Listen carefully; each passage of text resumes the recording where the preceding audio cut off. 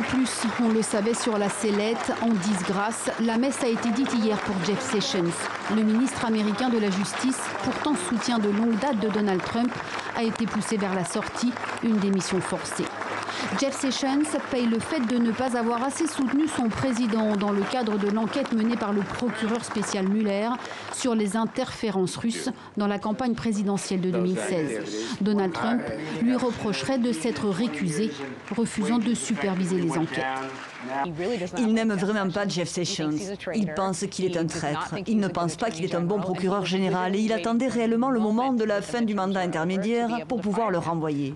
Je pense que cela montre le fait qu'il souhaite que quelqu'un dont la pensée est plus conforme à la sienne soit en charge de l'enquête Mueller. Et c'est M. Whitaker. Et comme décidément Donald Trump n'aime pas la contradiction et que l'on fouine sur cette affaire russe, un autre coup d'éclat a marqué le lendemain des midterms. Lors de sa conférence de presse, une altercation a éclaté avec un journaliste de CNN traité de personne horrible et qui s'est vu retirer son accréditation.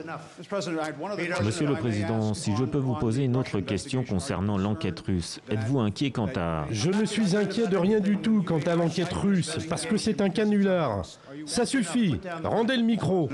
La victoire des démocrates à la Chambre des représentants pourrait relancer la polémique et les enquêtes sur l'éventuelle ingérence russe.